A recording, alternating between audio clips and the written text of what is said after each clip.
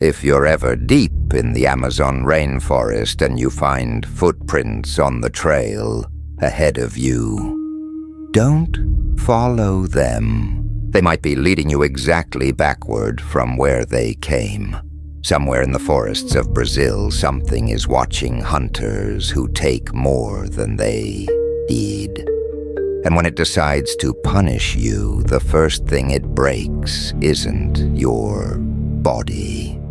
It's your ability to trust your own eyes. This is El Curupira. Picture the deep interior of the Brazilian Amazon. Dense canopy, filtered green light, the kind of forest where a single wrong turn can mean days lost. Indigenous communities across Brazil describe a figure that lives in there and has for longer than anyone can date. He's small, child-sized by most tellings, with bright red or orange hair, sometimes described with pointed ears, sometimes covered in fur. He's often shown riding a wild peccary, a boar-like animal native to the region, moving through the undergrowth almost silently. But it's his feet that make this legend genuinely unique among forest guardians worldwide. They face backward, heels where the toes should be. This isn't decoration, it's a weapon. When El Curupira walks, the footprints he leaves point in the exact opposite direction from where he's actually going.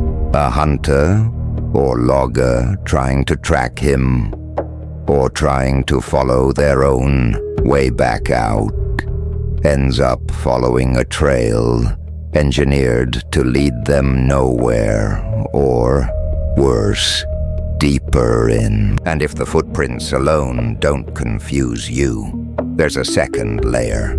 He can produce an unnervingly high-pitched whistle, one that some tellings describe as sounding both close and distant at exactly the same time. The effect is disorientation verging on madness. You can't tell which direction the sound is even coming from, so you can't tell which direction is safe. Wrong feet, wrong sound.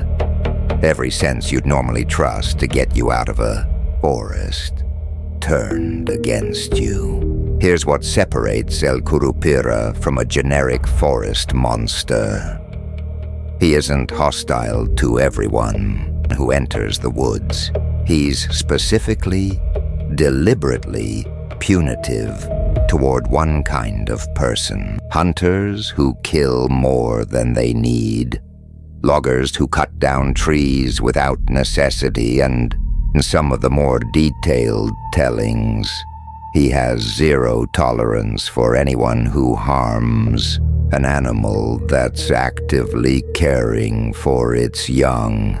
A hunter targeting a mother protecting her offspring draws his fastest, harshest response. This is, in other words, one of the oldest documented conservation ethics in the Americas, wearing the shape of a monster instead of a policy.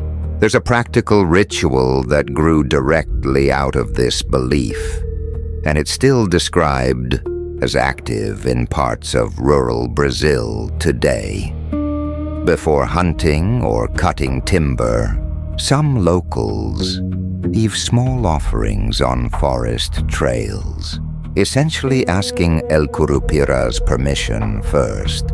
It's not blind superstition so much as a functioning system of consent and restraint, built centuries before anyone used the word sustainability. If you take without asking, without need, without limit, that's when the backward footprints start appearing on your trail.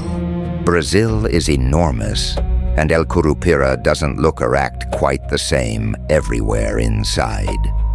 In the Amazon region specifically, tellers tend to emphasize the peccary-riding version. The creature moving fast through the undergrowth, sometimes said to leave glowing footprints behind, astride his animal like a forest cavalry unit of one.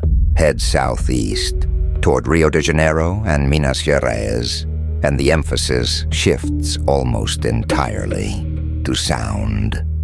It's that piercing, hypnotic whistle that dominates the telling there, capable of disorienting or even driving an intruder towards something close to madness, with the physical form of the creature almost secondary to the noise itself. There's also real scholarly disagreement about where El Curupira actually comes from culturally. He's widely described as blending traits from indigenous Tupi tradition. His name itself comes from the Tupi word Curupir, meaning covered in pustules, which is a considerably stranger and less flattering origin than the fire-haired forest sprite most people picture today, with elements that some researchers trace to European fairy folklore and West African spiritual traditions, layered on top of each other over centuries of contact, conflict, and cultural mixing. Colonial and post-colonial Brazil, that layered origin isn't a flaw in the legend. It's a fairly accurate reflection of Brazil itself, indigenous European and African traditions, none of them erased, all of them still visible if you know where to look inside a single myth. And El Curupira isn't alone in the broader picture either. Forest guardians who punish those who take too much show up across completely unconnected cultures. Pan, in Greek mythology, half goat and fiercely protective of wild places. The Leshy, in Slavic folklore, a shape-shifting woodland spirit known for leading travelers in deliberate circles until they lose all sense of direction. Different continents, different centuries, no contact with each other whatsoever. And somehow the same basic warning keeps getting told. The forest has a memory, and it keeps score. Most forest spirits stay confined to the forest. El Curupira walked out of it and into Brazilian civic life. In 1970, the state of São Paulo officially declared July 17th the Day of Forest Protection, and tied the date directly to this legend. The legend has been adapted repeatedly into Brazilian film, television, and literature, including a 1967 horror film about hunters pursued through the Amazon by exactly the creature this video is describing. He shows up regularly in children's education material across Brazilian schools, specifically as a teaching tool for biodiversity and conservation, and the most striking piece of evidence for how alive this legend still is happened recently, not centuries ago. At COP30, the UN Climate Conference held in Belém, Brazil, climate marchers staged a symbolic funeral for fossil fuels through the city streets, and figures from Brazilian environmental folklore were part of that demonstration.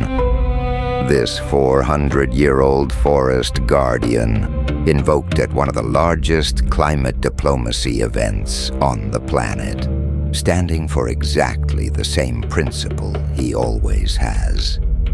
Take only what you need, or answer to something that knows the forest better than you do.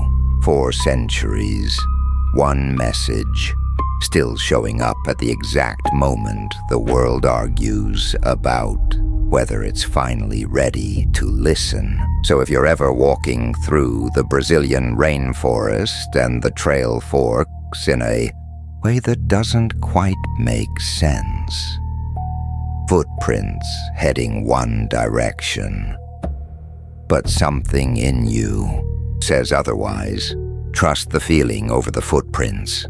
Which legend from your country scared, or maybe taught, you the most as a kid? Tell me in the comments. I read everyone. And if you want more legends like this, real folklore, real history, no fake jump scares, subscribe. New legend every week.